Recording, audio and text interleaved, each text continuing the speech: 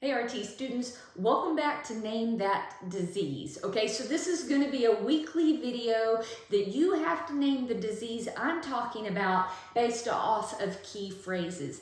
And so these key phrases are often, when you're testing, going to give you an indication of what disease is being talked about. So let's do this week. Number one, let's just throw this out here. What disease is this based off of these? This is emphysema, not COPD.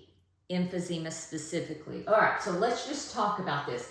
Panlobular. Remember, there's a panlobular form of emphysema and a centrilobular form of emphysema.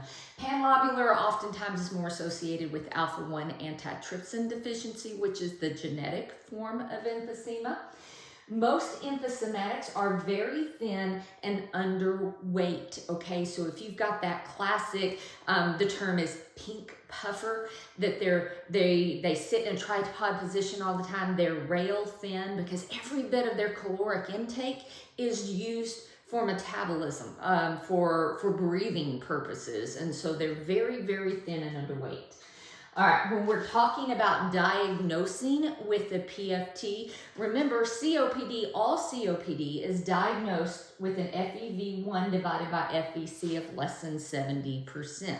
But what makes this different from chronic bronchitis is the DLCO. In emphysema, this DLCO will be decreased because of all the blebs and bulli. There has been a lot of surface area loss, and when you lose surface area, you can't exchange oxygen well, so that'll result in a decreased DLCO. Diminished breath sounds. This is so very important.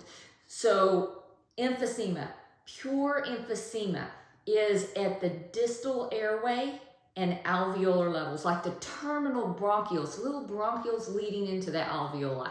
Those are so small, itty bitty tiny small, they can't wheeze. Okay, so a true emphysematic, they won't wheeze. If you ever hear a COPD patient wheezing, it's because they have chronic bronchitis in the mixture, but pure emphysema will be diminished.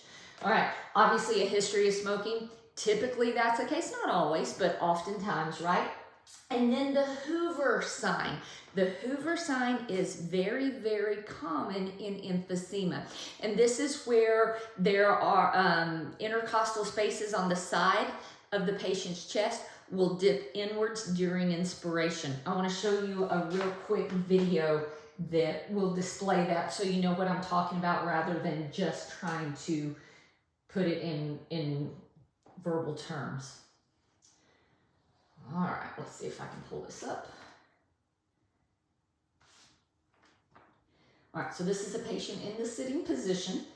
And if you look, do you see how on inspiration, you see, it's a retraction, yeah, but it's a retraction of those lower ribs. And see how those intercostal spaces are dipping inwards?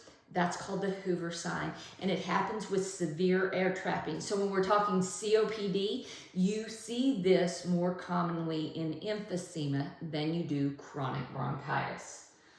All right, so that's it for this week's episode of Name That Disease. It's emphysema. Hope this has helped. See you soon.